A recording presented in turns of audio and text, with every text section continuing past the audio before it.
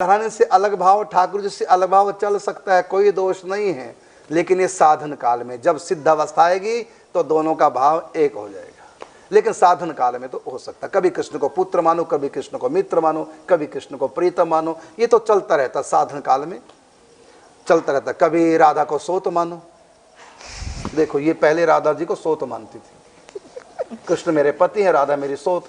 और शुरू में 12 साल पहले जब आई हमारे पास, ये तो ठाकुर जी को राधारानी, यहाँ तो राधारानी की महिमा, ये तो हमसे लड़ पड़ी। ये सोत के बारे में कैसे सुन लेगी। और ये बेटे में, माँ बेटे में हो जाता था तकरार, वो राधारानी के दीवाने ठाकुर जी की। उसको लगता मेरा बेटा मेरी सोत का पक्ष लेता है। किशोर शर्ट बहुत हमेशा चिढ़ाते थे, मतलब आपका पंखा अभी तक ठाकुर जी में अटका, हम सारे एक तरफ, और मैं बोलती हाँ मैं अकेली काफी हूँ ठाकुर जी। हम पूरे आश्रम राधारानी की तरफ जब तर्क वितर्क होता है, ये ठाकुर जी की तरफ। दीदी थी उन दिनों, तो निर्मला दीदी बहुत चिढ़ाती। अब बताइए, फिर इनको समझाता भाई तुम तो राधारानी को सो तो मानने लग गई हो, वो हमारी स्वामिनी है। क्योंकि पहले शुरू में पता नहीं था, फिर धीरे धीरे निकुंज उपासना में, फिर तो अब तो श्री जी है। तो ऐसा साधन काल में देखो ये भाव बदलते रहते हैं, और राधा कृष्ण दोनों से अलग अलग भी हो सकते हैं। कईयों को तो राधारानी के प्रति माँ का भाव है और कृष्ण के प्रति मित्र का भाव है। बताइए, है मैचिंग हो रही है? कृष्ण के प्रति भाव मित्र का, राधारानी के प्रति माँ का है, अलग अलग, लेकिन चलेगा। साधना काल में ये भाव परिवर्तित होते रहते हैं, और अंत में जब सिद्ध अवस्था है कि दोनों से इक्वल प्रेम हो जाएगा, इक्वल भाव हो जाएगा। इसलिए आप कर सकते हैं, कोई दोष नहीं, साधना में ऐसा चलता है। सिद्ध अवस्था की धीरे धीरे आगे तो बिल्कुल सेट हो जाएगा, सब बढ़िया। अगला प्रश्न है, आपकी कृपा से आपसे हमें तिलक सेवा मिली है, क्या गोपी चंदन तिलक की जगह श्री राधा कुंड श्री श्याम कुंड से तिलक भी लगा सकता है? बिल्कुल लगा सकते हैं। मैं कई बार बता चुका हूँ, गोपी चंदन से लगाओ, राधा कुंड श्याम कुंड से, ब्रज रस से लगा लो, कहीं की ब्रज रस हो, ब्रज रस से लगा सकते, कोई दोष नहीं, अच्छा महत्व है। जहां भी आपकी निष्ठा हो, राधा कुंड श्याम कुंड की रस से, बरसाने की रस से, वृंदावन की रस से, गोवर्धन की रस से, निधिवन की सेवा कुंज की रस से, जहां से भी आपका भाव वहां से लगा सकते हैं।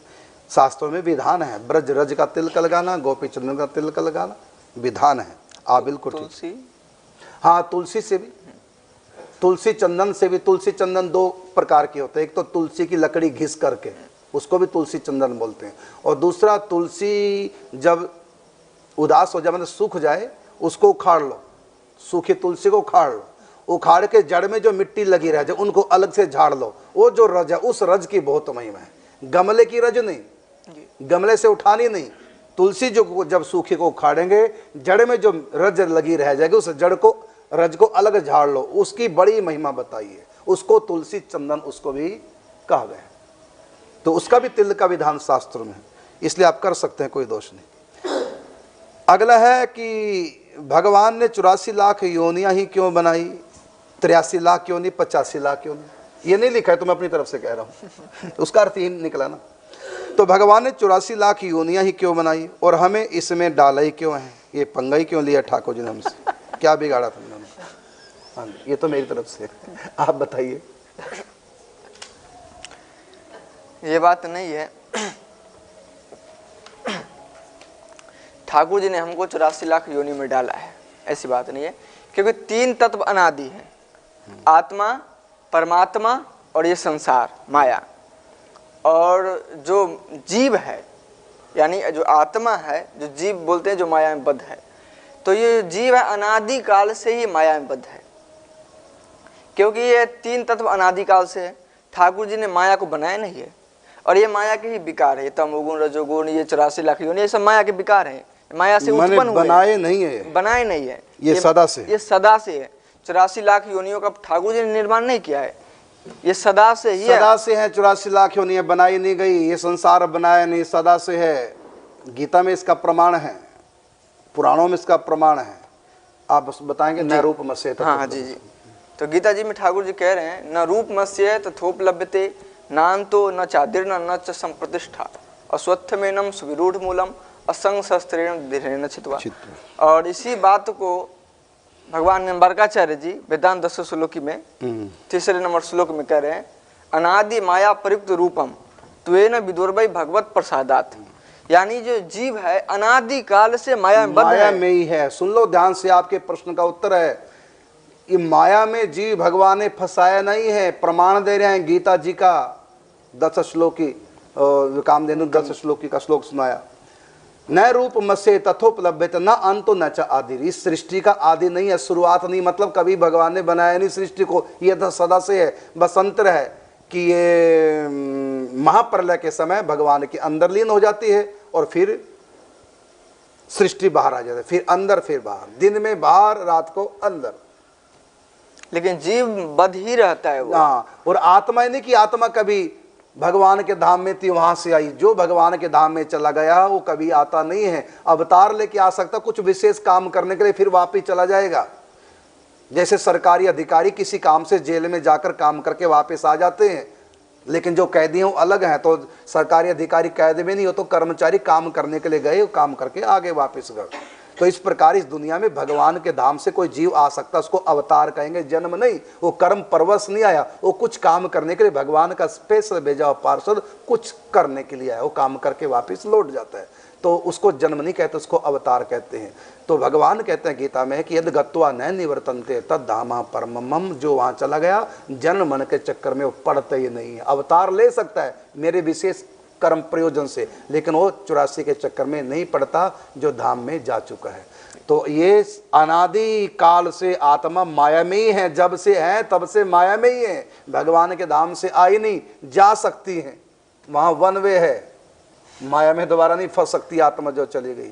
तो ये 84 लाख योनियां, ये माया सृष्टि बनाई नहीं गई, ये सदा से है। परमात्मा भी सदा से है, आत्मा भी सदा से है, माया भी सदा से। ये तीन तत्व जो है कभी बनाए नहीं, ना परमात्मा कभी बने, ना आत्मा कभी बनी, ना सृष्टि कभी बनी। ये सदा से है, सदा रहेगी। बस महाप्रलय के समय भगवान के अंदर लीन रहती है सूक्ष्म रूप से।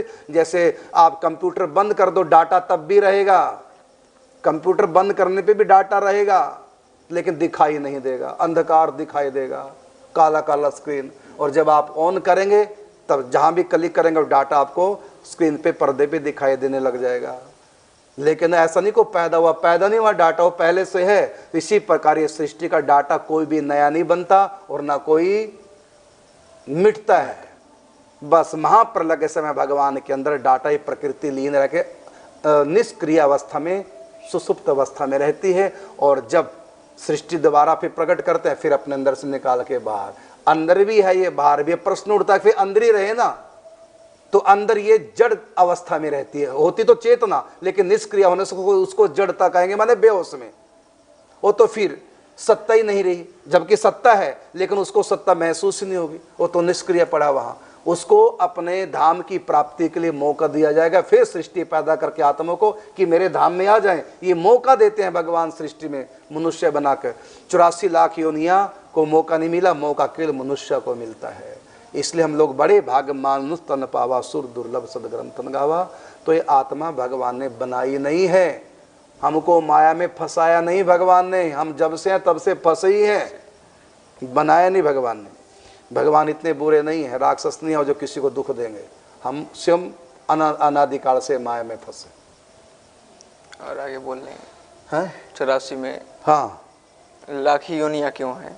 अब आप बताएं 84 लाख योनियां ही क्यों? 83 लाख 50 हो जाती, ये 84 का क्या मतलब है? जी, इसका पहले एक उदाहरण यहीं से हम देंगे। जैसे हमारे देश में भी जो दंड देने का विधान है, यानी कर्मों के जो फल का जो भुगतान है, तो लगभग ये होंगे 150 प्रकार के दंड होंगे। जैसे किसी को फांसी दे देना, किसी को 6 महीने का जेल, किसी को ऐसे जेल, माने कर्म का विधान है यहाँ भी सरकार में। तो उसी प्रकार ये मनुष्य जो है 84 लाख प्रकार के कर्म करता है। इससे ज्यादा कर ही नहीं सकता, ये प्रकार है उसके। इससे कम कर सकता है, इससे कम कर सकता है, इससे कम पाप कर सकता है, इससे ज्यादा पाप कर ही नहीं सकता। चाहे तो 0 कर ले, पाप मुक्त हो जाए, परमात्मा को पाले, पापों को त्याग करके। 0 तो कोई कर नहीं सकता। हाँ, भक्त भी, संत भी नहीं हो जाते हैं सहज में। हाँ, इतना है कि वो भक्ति करके उनको मिटा देते हैं। जी जी, जो उनसे जाने होगा, अच्छे से भी अपराध हो जाते हैं। जी। तो आप क्या बता रहे थे? 84 लाख। हाँ, तो ये मनुष्य शरीर में व्यक्ति जो है यानी 84 लाख प्रकार के कर्म करता है। तो कर्मों के जो भुगतान के लिए जो अलग अलग जो विभाग हैं, यानी अलग अलग जेल हम कह लें अलग अलग, तो ये जो है तो यहाँ तो हम दंड विधान है, तो लेकिन यहाँ शुभ अशुभ दोनों कर्म को ले लिया गया है। जैसे शुभ कर्म के लिए देव योनि है, हम कुछ पुण्य करते हैं, शुभ कर्म करते हैं तो हमको स्वर्ग मिल जाता है, ब्रह्मलोक आदि ऊपर के लोगों की प्राप्ति होती है। और पाप करते हैं तो योनिया और नरक आदि भुगते हैं। तो इस भक्ति करते हैं तो परमात्मा को पा लेते हैं, साकार भगवान जी साकार भगवान। अगर ज्ञान मार्ग में तो निराकार को निराकार साकार दोनों में कल्याण तो हो गया। जी जी। लेकिन ब्रह्मलोक तक कोई कल्याण नहीं, कोई कल्याण नहीं, नरक में भी कल्याण नहीं, स्वर्ग में भी कल्याण नहीं, मृत्यु लोक में भी कल्याण, 84 लाख योनि में भी कल्याण। तो इस प्रकार व्यक्ति 84 लाख प्रकार के कर्म करता है और उसके भोगने के लिए, भुगतान के लिए 84 लाख प्रकार की योनियां हैं। ये बिल्कुल। अब आपसे प्रश्न है, जब बालक गर्भ में होता है तब अधिकतर माताएं उन्हें संस्कार देने में चूक जाती हैं। जब तक होश आता है सत्संग के द्वारा मतलब ज्ञान मिलता है तब तक बहुत देर हो जाती है। 15-16 साल के बच्चे तो कथा में भी नहीं बैठते, अब उन्हें भक्ति में कैसे लगाएं? आप स्पेशलिस्ट हैं, चिल्ड्रन स्पेशलिस्ट। बहुत बच्चों के साथ किया हुआ है ऐसे। क्योंकि आपने बहुत बच्चों को भटके बच्चों को लगाया। मानते नहीं है बिगिनिंग में, बट उनको ऐसे जहाँ पे जैसे हम क्लासेस ले रहे हैं ऐसे कहीं क्लासेस ज्वाइन करवाए, स्पिरिचुअल एक्टिविटी में ज्वाइन करवाए, और धीरे धीरे लाना पड़ेगा, आपको ढालना पड़ेगा, और उसके लिए आपको उनको बहुत समय देना पड़ेगा। Time is the key. Parents क्या करते हैं, उनकी बातें ध्यान से सुनते नहीं हैं, इसीलिए फिर उनको रिजल्ट नहीं मिलते हैं, उनके पास पेशेंस नहीं, खुद ही नहीं करते हैं। They are not setting up role example, they are not role models, I mean they are not setting up example. So इसलिए क्या करते बच्चे बोलते तू तो नहीं करती है तो फिर मुझे क्यों कह रही। So you have to do it ना पहले। तो कैसे लगाया उनको? हाँ, तो धीरे धीरे वो पहले घर में ऐसा माहौल बनाना पड़ता है। वो तो कहते हैं कथा में तो बैठते भी नहीं, कथा भी नहीं सुना नहीं बैठेंगे तो क्या करें? तो फिर ऐसे भावनामासी, जैसे मोना आंटी हमको बोलते हैं ऐसे भावनामासी ढूंढो फिर। देखो, बच्चे जिस कारण से भगवान को नहीं मानते पहले बच्चों से स्वयं प्रश्न करो, बेटा तुम प्रश्न रखो किस काम क्यों नहीं भगवान को मानते, वो बताएंगे हम इस कारण से नहीं। तो उसको आप उत्तर दो, नहीं दे सकते संतों से पूछो। हाँ, उनके प्रश्नों का उत्तर देना पड़ेगा आपको, उनके जो जो प्रश्न है भगवान को लेकर। कल ही ये प्रश्न जूम पर भी आया था, तो उनको समय देकर फिर उनको एक्टिविटीज में से ज्वाइन करवाना पड़ेगा, उनको सत्संग सुनाना उनके लेवल पे। You can not go at extreme height. जैसे अगर हम बोले कि आपका सत्संग लगा दिया तो आपका तो चलो बेसिक लेवल पे होता तो समझ भी बात है, लेकिन दूसरे संतों का अगर लगा तो बहुत हाइट का से तो उनको तो उनको फिर सिंप्लीफाई करके उनको समझाना है कि बेटा देखो ऐसे है। फिर उनको कुछ ऐसी एक्टिविटीज़ जैसे फैमिली एक्टिविटी भी ऐसे कर सकते हैं जिसमें उनको इन्वॉल्व कर सकते हैं, और धीरे धीरे फिर उनको उस तरफ डालना है। और दूसरी और बातें भी बताई थी हमने कि नाम जप करके प्रसाद बनाना है, तो उससे वो ऊर्जा शक्ति उनके अंदर आएगी और उनको वो नाम जप करते करते भोजन बनाए, भोजन बनाना है, उसके संस्कार। समय हो गया, कल हम लेंगे। हाँ बिल्कुल, हाँ समय हो चुका है। अब आपको मिलेंगे कल इसी वक्त, तब तक के लिए हम आज्ञा चाहेंगे।